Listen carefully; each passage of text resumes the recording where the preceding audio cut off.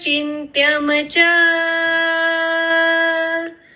कूटस्थं चलं ध्रुवम् समनियम्येन्द्रियग्रामम् सर्वत्र सम्बुद्धयः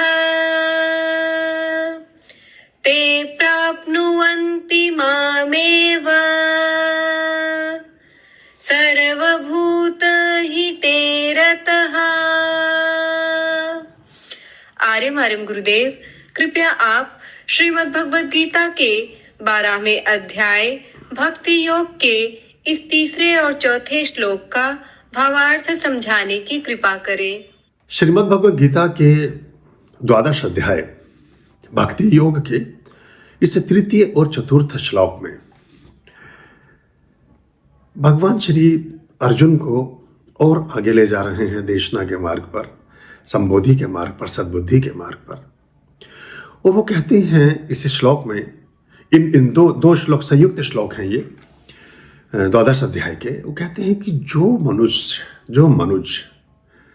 जो रहस्यदर्शी, जो परमात्मा की खोज में निकला हुआ प्राणी सब में, सब तत्वों में, सब अवस्थाओं में, सब स्थितियों में समबुद्धि रखते हुए समस्त प्राणियों के हित में रत रहने की चेष्टा करता है, ये तुमक्षर निर्देश्य में व्यक्तम पर्युपासते सर्वत्र गम चिंत्यम च कूट स्थलम चलम ध्रुवम। जो सभी तरह के तत्वों में, अवस्थाओं में, अस्तित्व में समबुद्धि रखते हुए, सम विचार रखते हुए चलता है। और इंद्रिय समुदाय, अब यहाँ जो हमारी इंद्रिय निग्रह का भी संदेश दे रहे हैं, इंद्रियातीत होने की भी बात कह रहे हैं। तो कहते इंद्रिय समुदाय को अपने नियंत्रण और संतुलन में रखते हुए भली भांति वशीभूत करके, जो किसी निर्देश के अंतर्गत ना चलती हो, जो किसी तरह के कमांड को ना पकड़ती हो, ऐसे मनुष्य के मन को, ऐसे मनुष्य की चैतन्यता को, ऐसे मनुष्य के चैतन्य को अव्यक्त स्वरूप उपलब्ध होता है। वही सर्वगत होता है, अचिंतनीय होता है, कूटस्थ होता है, यानी माया के संबंध से विचलित नहीं होता। वही अचल और नित्य अक्षर की उपासना में रत हो सकता है।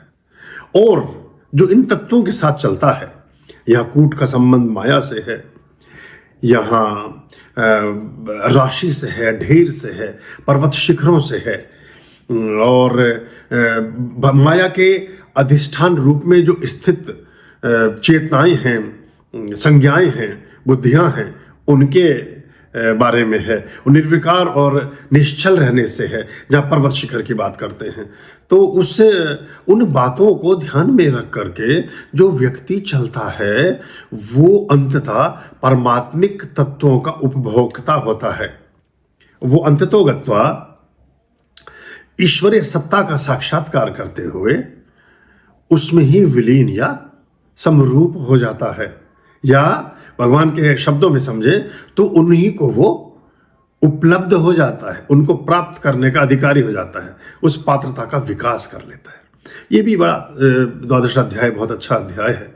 जैसे हमारे पहले अध्यायों में हम ज्ञान और विवेक की बात कर रहे थे, इसमें भक्ति के मार्ग की सूक्ष्म विवेचनाएं सन्निहित हैं, सूक्ष्म कीमियाज हैं। वो मैकेनिज्म है कि एक परमात्मा का और उसके सच्चे साधक का, एक भक्त का क्या परस्पर तारतम्य हो सकता है, क्या संबंध बन सकता है, क्या उनकी आपस में गति बनती है, उसकी तरफ संकेत कर रहा है। आर्यं शरणं शुभमस्तु, संभव करणं हरमस्तु, देवं वर्णं कर्मस्तु, पापं चरणं परमस्तु, पापं धर्मं मर्मस्तु, तारं धर्मं धर्मस्तु, हृदयं बीजं धर्मस्तु, शोकं दुःखं हरमस्तु, शोकं दुःखं हरमस्तु। आर्यं शरणं शुभमस्तु, संभव करणं हरमस्तु, देवं वर्णं कर्मस्तु, पापं चरणं परमस्तु पापं धर्मं मर्मस्तु तारं कर्मं कर्मस्तु हृदयं बीजं धर्मस्तु शोकं दुःखं हरमस्तु शोकं दुःखं हरमस्तु पापं धर्मं मर्मस्तु तारं कर्मं कर्मस्तु हृदयं बीजं धर्मस्तु शोकं दुःखं हरमस्तु शोकं दुःखं हरमस्तु शोकं दुःखं हरमस्तु शोकं